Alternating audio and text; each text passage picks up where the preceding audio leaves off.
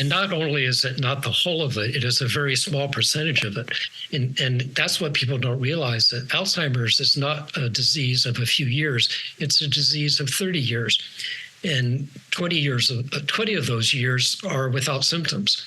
And there may well be a time within those 20 years where mitigation will really make a difference. And time will tell. But that's what I'm keeping. I'm keeping my fingers crossed, not for me, but for the next generation.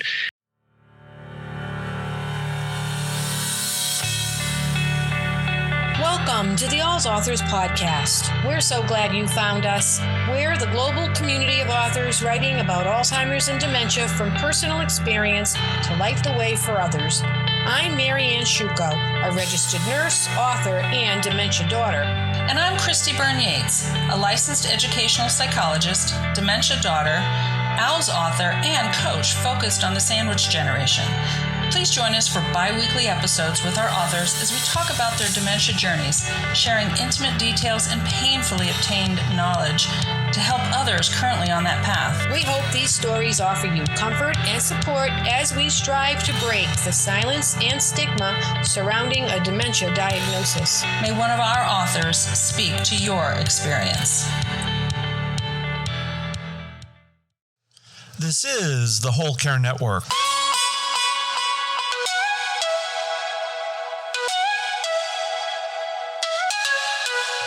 Helping you tell your story one podcast at a time. Content presented in the following podcast is for information purposes only. Views and opinions expressed in this podcast are solely those of the host and guest and may not represent the views and opinions of the Whole Care Network. Always consult with your physician for any medical advice, and always consult with your attorney for any legal advice. And thank you for listening to the Whole Care Network.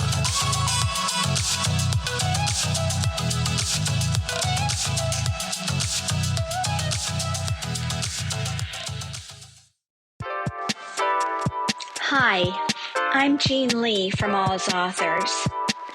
All the resources we offer at alzauthors.com, including this podcast, are brought to you free of charge, and our authors incur no expense for inclusion. Our management team is a dedicated group of passionate volunteers who earn no financial compensation. But to continue our mission to provide valuable resources to dementia caregivers, we need the support of listeners like you. If you'd like to support us, please make a donation at alzauthors.com/donate. We are a 501c3 organization.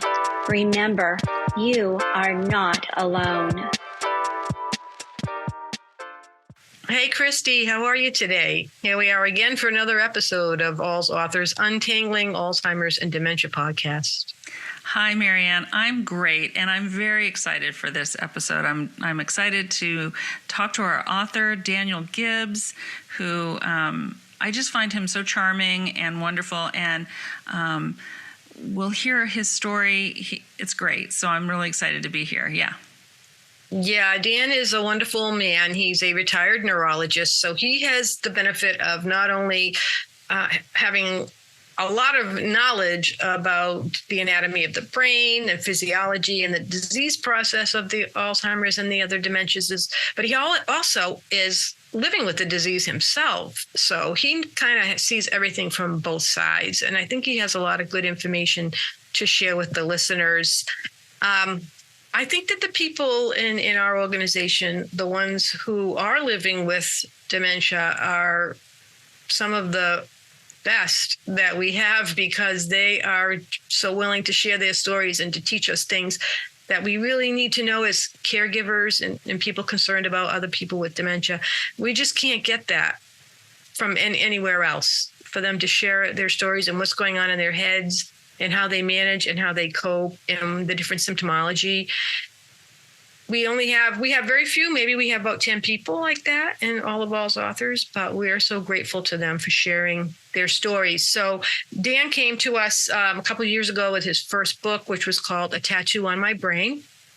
And the new book we're talking about today is called Dispatches from the Land of Alzheimer's, which is a series of short essays and vignettes that he's written over the last few years about his life with dementia that I think people will find illuminating. Yeah, absolutely. And I agree with you. I feel like our authors that are living with dementia are so generous with their time, and they're sharing vulnerabilities that most of us might want to hide from, but they're willing to share them because they really want to, as we say, light the way for others. So it's just so it's incredible, and I respect them and appreciate them so much. And he's so charming, so it'll be really fun to talk with him and hear more. Yeah, it reminds me a lot about something we talk about at All's Authors, the power of vulnerability and like peeling back the layers and revealing your true self to others so that you can help them. And whether you're a caregiver, writing about your own journey or sharing your story with someone, you don't even have to write it. You could just talk about it. And especially if you have dementia, to reveal that about yourself and to be open and honest about it. It's a vulnerability that once shared becomes very powerful. Absolutely. Absolutely. Well, I'm excited. So let's jump into the episode. Okay. Hi, Dan. It's so nice to see you, and welcome back to the podcast. Thank you.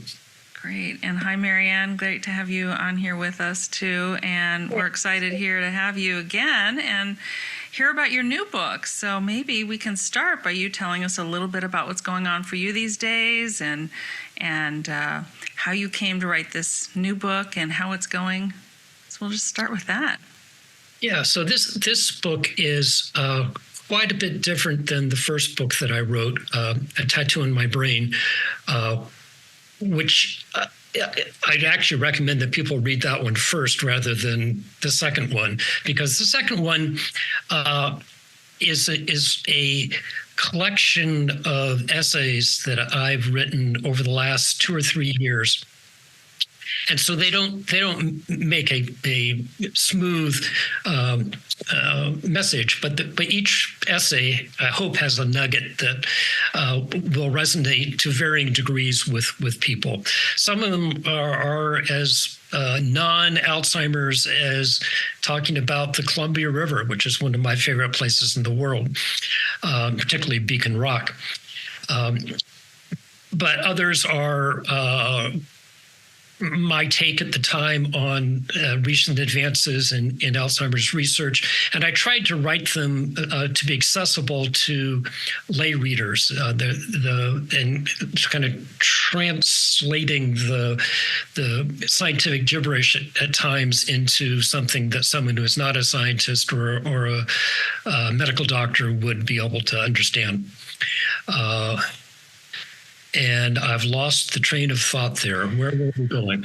Well, you were talking about your new book, but and you just mentioned you tried to write it in layman's terms so that people could understand. And I want to say thank you for that as someone who's not a medical scientist. So thank you for that. But you were talking about how it's different from your previous book. It's the different types of essays that may be Alzheimer's related or not. So.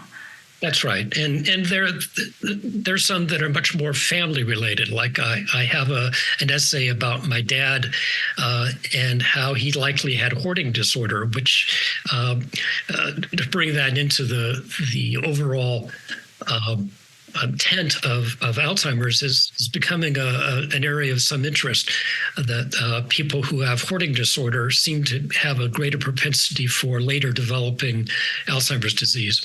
But not all of them, obviously. But my dad was a collector, and we all thought it was pretty funny. I don't think my mom didn't think it was funny. When he died, she just called the garbage man in to come and get rid of all that stuff. But he had an office building where he did his tinkering with electronic stuff, and he was a constant customer of the nearby rescue mission that collected junk, and so he traded junk with them, and he had something like 10 garages out in the back that were full of stuff like dishwashers that didn't work, and this sort of stuff that I thought were great, because I would go over there and play while he was doing something, and always find something interesting to some old television set, or some meters, or so it was a great place to be a young kid, but probably he was a difficult husband in that regard for my mother. So, yeah, that would be very interesting. I mean, to hear how that's connected to dementia, Alzheimer's, and that's interesting. My father didn't live long enough to find out if he was going to get dementia, because he died of cancer when he was 60. Oh, I'm so sorry. Well, yeah. He probably would have gotten Alzheimer's if he'd lived longer. So right. I guess you're looking at two different ways. So I love that chapter about your father and the hoarding. And it was real. And that's one of the things I like about the book. It is written in layman's terms, like you say, but a little bit, on the scientific edge too, for to really give people an understanding of like just the neurology and the anatomy of the brain and things like that, which I haven't seen in a lot of the books that we have in our collection. So the fact that you wrote it, coming from both perspectives as a neurologist, a physician, and then as a person living with Alzheimer's, it offers the reader so much insight into how the disease process works and how you live with it, which I think a lot of people will really like. And the little chapters are so short; they're 3-4 pages. And you can read and digest it. And then at the end, you have left resources so people can delve into it a little more deeply if they want to. And the chapter about your father, that was really heartwarming. And that's what I think people want, is they want stories and they want to hear about real people. Yeah. And what I've always tried to avoid is the doom and gloom of Alzheimer's, and because we know about that, but the messages that I want to get across are, how do you live with the disease, and what can you do to slow it down? And I discussed that in both books, but in the lifestyle changes that can, with evidence-based basis, make the disease progress more slowly. And I think that's an important message to get across. Yeah. I want to ask you then, as a person living with dementia, what have you learned now that you wish you knew when you were practicing? Well, when I was practicing, I knew virtually nothing about Alzheimer's. So, I finished my neurology residency in '89 and joined a large group practice of neurologists. And at that time, I would say that dementia was probably the least, my least favorite thing to manage, because there was absolutely nothing. It didn't seem to be anything that we could do. And back then, the standard of care, which definitely was wrong, but was ignore it. It tried to tell people that, or tried to reassure people that, oh, this is probably not dementia. You're just worried, or you're nervous, or whatever. That changed in the 1990s when Aricept came out. And that was the first time that we had a medication that actually did do something for Alzheimer's disease. And one thing I've learned is that those drugs, like Aricept, are actually more effective than we thought. When I was using it for people, I would prescribe it. A few people would have remarkable improvement, and so I kind of thought, well, that's what to expect. But most people either remained the same or continued to decline.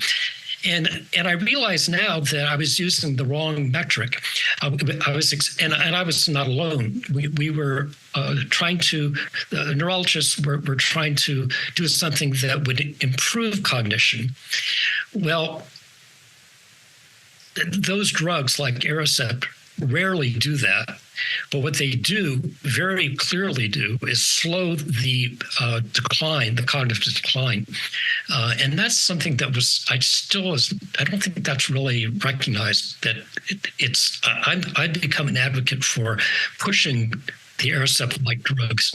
And that can be hard because they have a lot of side effects, and it involves starting at very low doses and gradually increasing it and not giving up too early, because they do make a difference. And according to one paper, which I think I mentioned in the book,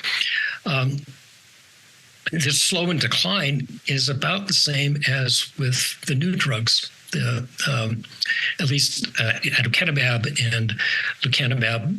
Donanemab is probably going to be better, but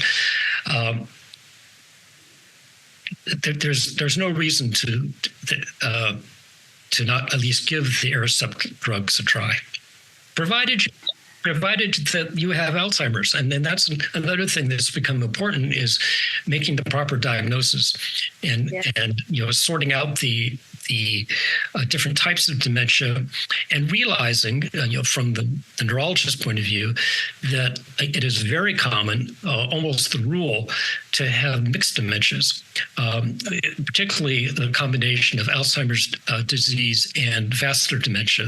Almost everybody who's got Alzheimer's changes in their brain also has signs of vascular dementia and vice versa. But even the Lewy body dementia that we think of more aligned to Parkinson's disease, that often is found in people with Alzheimer's dementia as well. So it's a complicated mishmash, but making a proper diagnosis is key to knowing whether medications may be beneficial. And I think what you're saying is so great for people to hear, is that we all want that miracle cure, right? That's going to, you take this pill and then we're going to get it all back. We're going to get all that memory back. We're going to get all that cognitive distortion back and everything. We're going to be fine. We're going to reverse what happened. And what you're saying is it's slowing the progression, which is in and of itself pretty miraculous, given what we know about how the disease has progressed with, throughout, the ages and that we know of. And so, it's like looking at it through a different lens. And what does, like you said, what's the metric? What is it we're really able to do here? So, yeah. And the other thing is that it could be, I think it's likely that it'll turn out that the best time for treating Alzheimer's disease is before there are any symptoms. And that's a little bit controversial, but there are trials of all of these drugs now, lecanemab, donanemab. I don't think there may still be a trial of aducanumab in the asymptomatic stage. I'm not sure. But these trials are for people who have the neuropathological changes in their brain of Alzheimer's because they came from a family history or whatever, but have no symptoms of cognitive decline. And so they're being given the drug to see, or placebo, to see if it benefits more to stop the disease before it gets going. And that's going to be a really interesting thing to watch. I'm fascinated hearing you say this, because my mother had Alzheimer's and she did take Aricept. Now, she actually died from cancer, but so she was in very early stages. She died at age 83, but it was a recurrence of some cancer is what took her life. So, this is fascinating to me. It's like, well, maybe what do I need to do? And I pay attention to lifestyle, right? So I know I have this genetic history, but I have also the opportunity to. So my father had vascular dementia, and I'm pretty sure that's because he just was not a great eater. he was a type A meat and potatoes guy, and he had difficulty with. Let me throw in a challenge to you. You are exactly the sort of person that research studies are looking for. Wow. People. Where do I sign up, Daniel? I need to find a place. No, because there are more and more trials now of people who have the genetic predisposition for it, who are then tested like with a PET scan, and if they do have the amyloid there, then they're fodder for trials. And all my children are interested in it, because I'm a homozygote. I have 2 copies of the ApoE4. So that means that all of my children have at least one. And so they're aware of their risk, and they're interested in getting involved when they get a little older. Well, maybe we'll have to talk offline, and you'll tell me where I can go and sign up, because whatever I can do for research and for my own well-being. But that's fascinating to hear. Yeah. Let me just mention, because I try to mention this every time I talk to people, there are several good resources for finding trials that fit you and are in your region or accessible, whatever. And one is Trial Match, which is a website run by the Alzheimer's Association. And it's very easy to use. You just type in where you live and whatnot, and it gives you a list of trials that are within a certain of your home. Now, sometimes it's kind of weak because there may not be that many, and so the one that is the best, but also much more complicated to use, is the one I'm thinking of has every single trial that is registered with the government, regardless of where it is. And so sometimes it just is overwhelming, the number of ones there. You have to be careful in what you're looking for. Oh, that's great info.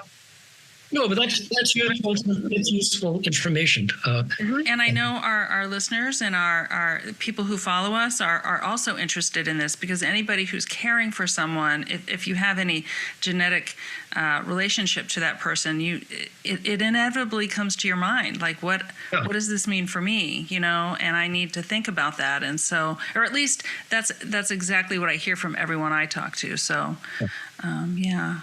fascinating. So, Dan, when your first inkling or symptom that something was awry was the fact that you lost your sense of smell. And in the book, you wrote about COVID and the connections between Alzheimer's and that loss of sense of smell. Can you talk about that?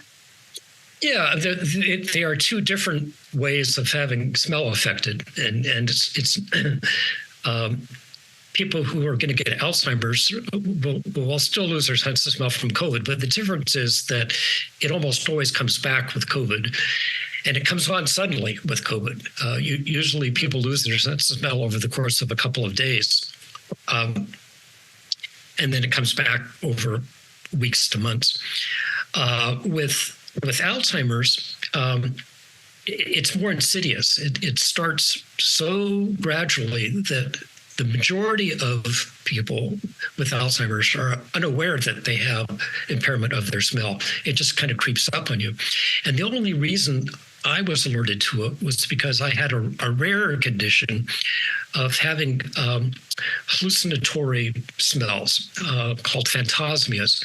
And they're much more common in Parkinson's disease, but they can be seen in Alzheimer's as well. And so that was clearly normal. Just out of the blue, I would get this smell of baking bread mixed with perfume, and lasting 2, 3, 4 minutes. So that was when I started testing my own sense of smell. And from the get-go, I was down in the first time I measured it, I was in the 30th percentile for my ability to discriminate odors. And as time went on, over the next 3 or 4 years, my smell was gone completely.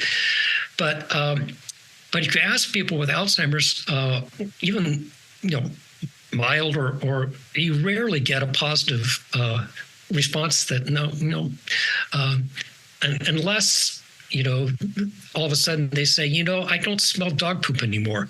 And that's one thing that I realized pretty quickly. I don't smell skunks. It's very obvious now. But it doesn't bother me. When I started having the phantasmias in, I think, 2006, I had no cognitive impairment. I was still practicing teaching, and I had no thought of Alzheimer's disease because both of my parents died early. And it wasn't until I inadvertently found out that I had the ApoE4 alleles, both of them positive, that it slipped into the possibility, that I was at risk for Alzheimer's. And even then, I had no cognitive impairment. But I realized having two copies, I had an enormous, almost certain chance of having Alzheimer's by age 80. And I was late 60s at that time. So I did retire in 2013 just because even though I didn't have any cognitive problems, as a doctor, I just couldn't run the risk of screwing up. And if I'd been in almost any other profession, I think I could have worked for a few more years, but it wouldn't have been safe. And it wasn't until 2015 that I really got a diagnosis, based on PET scans as part of a study. And I was just starting to get some very mild cognitive impairment by 2015. So, the loss of smell came way before. Now, it's very non-specific because you can lose your sense of smell from a lot of things. It doesn't mean you're going to get Alzheimer's, but it's just one thing to keep in the back of one's head. Mm-hmm. And then when you got COVID, then that affected. How did that affect you? I just felt sick. It did well. I mean, I felt sick, and I had already lost my sense of smell by that time. Mm-hmm. That was just a couple of years ago that I had COVID. And but what it did change was my taste a little bit. Because most of what we think of as taste is smell, so that was already gone.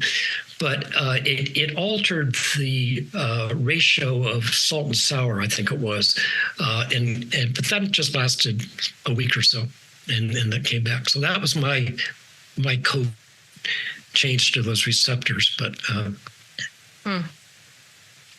another thing I found fascinating in the book, and it's related to COVID too, is this face blindness, that you experienced during the pandemic when people were wearing masks. Tell us about that. Yeah. So face blindness is actually quite common in Alzheimer's disease because it involves a part of the temporal lobes that is often in one of the earliest stages that's affected in Alzheimer's. And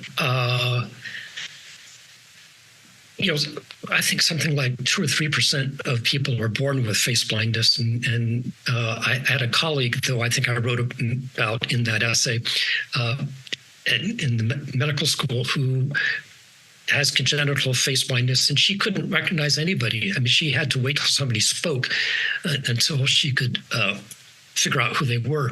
It was really cool. We kind of teased her about it.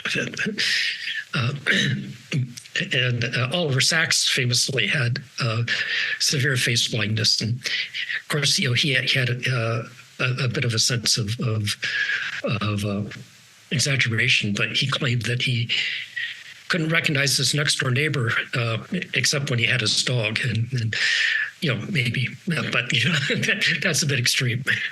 So did you find that when you were during the age of COVID, when people were wearing masks, did that make it more difficult for you? Yeah, it did. And but even now, with no masks, I have trouble recognizing faces, even of some neighbors. Mm-hmm. Yeah, unless they have some very clear distinguishing feature. But a blonde-haired woman like you wearing black glasses, there are a lot of those in my neighborhood. Right. We're all over the place. And I can't really, hold them careful. I have to look at their dog. Okay, yeah. Very fascinating. Yeah. So another thing that you read about is about the brain fog that encompasses Alzheimer's. And I mean that we tend to think of, well, your ability to function mentally just is going to get worse and worse and worse, but it staggers, and there are things that can overlie the Alzheimer's that are brief, like having an infection, or being very tired, or having drunk too much alcohol, that will have an exaggerated effect on your cognitive ability.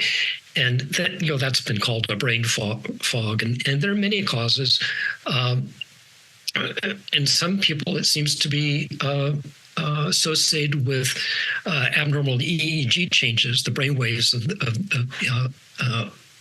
are slowed. And whether that's a manifestation or a cause of the fogginess is unclear. But it's a different overlying cognitive problem that people have with Alzheimer's. Now, having said that, the converse is true as well. I find that the time I am clearest thinking is when I'm out exercising, when I'm walking the dog. So, and I'm a big fan of exercise, and I'm 72, and I don't run anymore. I haven't run in decades, but I do walk every day with the dog. We get our 10,000 steps almost every day. Although my dog Jack is getting older. He's got his 10th birthday coming up, and he sometimes lets me know that he's had enough. But we walk up in the hills. Yesterday, we got up there for the first time since the rains let up, and it's still a little muddy, but within half mile of our house, we have trails going through, which I think is the largest urban park in the country, Forest Park in Portland. There are nearly 90 miles of trails in that park. And so there's just a fantastic perk of living in this area, being able to just walk a couple of blocks and you're in wilderness. So one more thing I wanted to talk about that you wrote about is how you have lost your sense of fear. You wrote about that about kidnapping in Mombasa. Kinshasa, yeah. Kinshasa. And so you tell us about that story. You were volunteering to provide medical care there, and well, that was scary to me. Yeah, well, that's what got my attention, was how unscary it was when it should have been so scary. Because especially, given my personal history, I was a very nervous little kid. I remember, the memories that stand out are ones that had an emotional attachment to them. And I was on a long cross-country train trip with one of my sisters and my mother. And the train stopped at some station in the middle of the desert, I don't know where. And everyone wanted to get off and stretch their legs, and I wouldn't go because I was afraid the train would go off and leave me behind. And finally, they coaxed me down, and I was terrified. And that's not normal, I don't think, for a 5-year-old. But I've always been a little anxious, and I think I got that from my mother. Now I have virtually no anxiety, and that must be the Alzheimer's and one of the perks of it. And in this particular case, I was in Kinshasa, the capital of the Democratic Republic of Congo. I'd been invited there to give a series of talks in an international course of neurology. And on a Sunday morning, one of the other faculty members, who was a big guy, really nice guy, a big guy from Gabon, and we'd been told that we shouldn't go out of the hotel without a Congolese person with us for safety, because it's a very dangerous place. This guy was about 6'4", looked like a football player. And I thought, well, he can guard me. And so we went out and had a walk and through by the government buildings. And we were just about back to the hotel when this car pulled up next to us. And this guy flashed and a police ID and wanted to see our passports. And we didn't have our passports. And we said, well, let's go back to the hotel. And they said, no, get in the car. And so it was, none of them were in uniform. And it was unclear whether or not, they were police or whether they were just gangsters. And my friend from Gabon was really nervous. And there was actually perspiration on his forehead. And I just thought the whole thing was comical. This guy, the guy who was haranguing us in the front seat, took our wallets and thumbed through them and took all the dollars and euros out, but left the Congolese francs in there. And so they drove us around for a half an hour or so, and then dropped us off on a residential street. I suggested that we find a police station and report it. And my friend said, no, because if those guys really were police, you really don't want to have the police involved. And so we found out later that they probably were police. That the Congo at that time was facing an upcoming presidential election, and things were very stable. And at the time, but there was an approaching time when people were going to be losing their jobs if a new regime was in there. So, the lesson for me was that, wow, how did I retain my equanimity in a situation like that? Most people would just be aghast. I know I would be. Yeah, me too. Yeah, wow. So do you have any tips for people on how they can avoid Alzheimer's or try to keep it stable if they have already encountered it? Yeah. Well, my target audience, for the most part, are children's generation, because for now, that's where the best ways of controlling Alzheimer's lie is before you actually have it, and that's a hard message to get across because people in their 50s or 40s are the busiest time of their life. They don't think they have time to get 7 hours of sleep or exercise or eat right. And I'm trying to let people know that, particularly if they have a family history of Alzheimer's disease or another dementia, they can't wait. They don't have to go out and get tested. Unless they want to be in a study, and that would be great if they did. But the things you do to slow the progression of Alzheimer's are the same things that you do to slow the progression of heart disease and stroke risk. So it's a win-win situation. Interestingly, along that line, I don't think most people realize that ApoE4 is also a strong history for also a strong determinant of cardiovascular disease. So what's good for the heart is good for the brain. And there's no excuse. Exercise has the best data behind it as being beneficial. And I think people are taking that to heart, so to speak. Diet is a little harder message to get across. The effect of diet is not quite as robust as that of exercise, but it seems unequivocally to be real, and there seems to be you don't have to go all in. Even people who partially follow these what seem to be draconian diets to people who are meat eaters, even people who follow it in part get some benefit. But following a Mediterranean-style diet, eating fish, minimum amount of red meat, vegetable-based,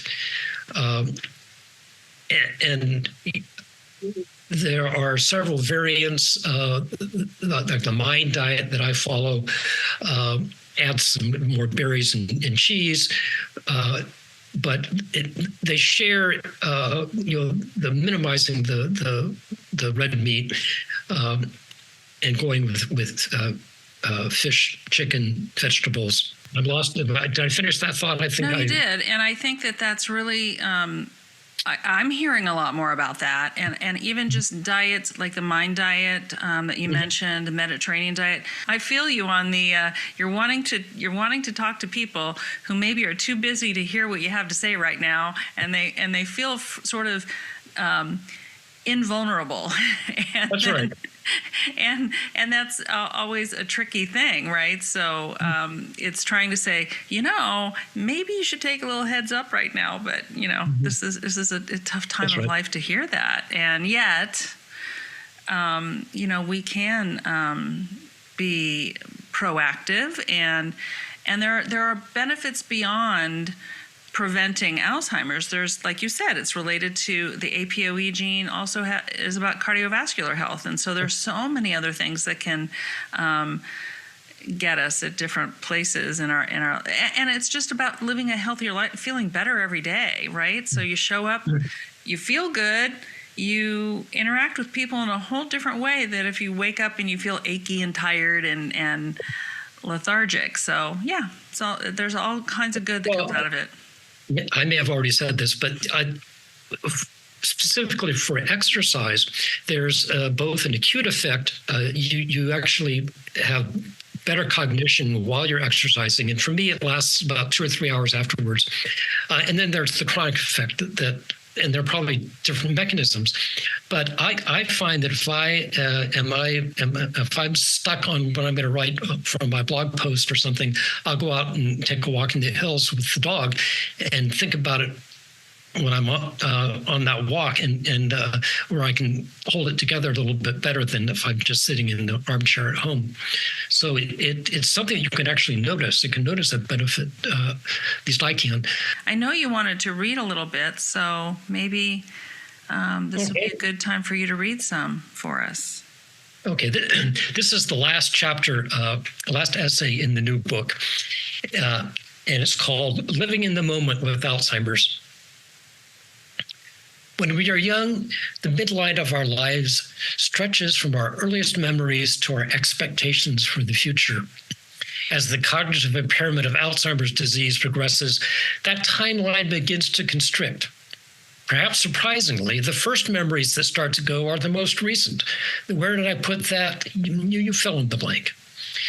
The consolidation of new memories in the hippocampus is impaired, while our ability to remember events from the distant past is relatively well preserved in a variety of cortical regions of the brain. As time goes on and the amyloid plaques and neurofibrillary tangles spread throughout the brain, the distant memories start to fade. The memories most likely to endure are those that were associated with strong emotional content, but eventually even those start to disappear. At the same time, our abilities to look into the future and make plans become impaired as damage spreads to the prefrontal cortex. Eventually, in the late stages of Alzheimer's, we are left with life in the present, no past and no future. I'm not there yet, but I can sense the shrinking timeline of memories from the past and plans for the future. For those of us on the Alzheimer's journey, it's really important to embrace the moment and not dwell on the frustration of trying to remember the past and plan for the future. Others can help us retrieve old memories. Calendars, lists, and Post-it notes will help us minimize the chaos of the future. But happiness and peace come from focusing on the moment, whether it's hugging a grandchild, writing in a journal, working in the garden, or listening to great music. As Horace put it over 2,000 years ago, seize the day and don't worry about tomorrow. That's great advice. That's beautiful. Oh, beautiful. That's lovely. So tell us again the name of the new book. The new book is dispatches from the Land of Alzheimer's. Oh, fantastic. But I want to make sure everybody knows that you actually had a documentary made by Viacom about you called A Tattoo on My Brain, which you can watch on Paramount Plus. And I did watch it, and it is wonderful. It's very moving and informative. And if you're interested in learning more about Alzheimer's, living with Alzheimer's, dementia, or just about Dan, I recommend that you watch it. Yeah, thank you. Yeah, I had very little editorial input on that, so I was a little nervous about what they would do with it, and I think they did a good job. I wanted to make sure. My only requirement was that I didn't want doom and gloom, and I think they avoided that. No, it shows you being very active and, walking, going to the beach and doing your photography work and with your grandchildren. It was very well done. Yeah. And I think that that's so important because when people hear Alzheimer's or dementia, we think of the person who's sitting there staring off into space, not interacting, doesn't know anything. I mean, we see this image, and it's an image that gets put out there in movies and media, and it's not the whole of it. It's not the whole of it, and it's so important for us to destigmatize and talk about it. And not only is it not the whole of it, it is a very small percentage of it. And that's what people don't realize, that Alzheimer's is not a disease of a few years. It's a disease of 30 years. And 20 of those years are without symptoms. And there may well be a time within those 20 years where mitigation will really make a difference, and time will tell. But that's what I'm keeping. I'm keeping my fingers crossed, not for me, but for the next generation, and try to prevent this. I think that we're a little bit too tied into the expectations that have been put on us by the pharmaceutical industry, and that there will be a cure for Alzheimer's. Well, maybe, but we don't have to wait for a cure. We can just do things that really make a significant difference, that are available, they're evidence proven, they're not squirrely. They're real things that are really not controversial anymore. And they don't cost anything. So, except maybe a gym membership. Wonderful. Fantastic. Yeah, fantastic. Well, thank you so much, Dan, for giving us your time again. Dan has been on the podcast before, once for the Tattoo on My Brain. And he also was in a panel discussion that we did, I think back in November 2023, called Writing Through the Fog, with 2 other authors. So we'll put the show in the show notes, the links to all of those things and to the film, so you can find them.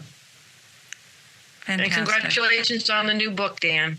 Okay, thanks very much. It's beautiful. Wonderful to see you, and thank you so much for all that you're offering everyone. It's fantastic. Bye now. Okay, bye-bye.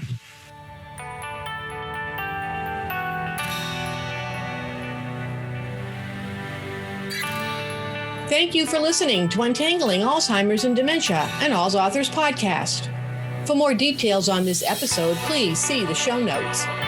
If you enjoyed the podcast, please leave a review and subscribe to it on whichever platform you use to listen to your favorite podcasts. For more information on All's Authors, please visit allsauthors.com. While you're there, be sure to browse our online bookstore, where you will find hundreds of carefully vetted books on Alzheimer's and dementia.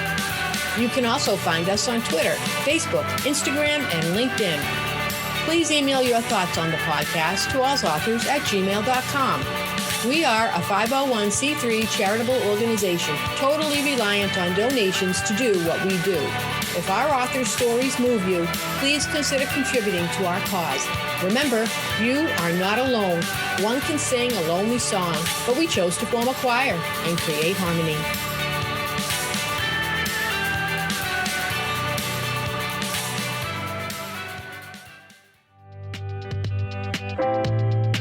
Hi, I'm Susan of All's Authors.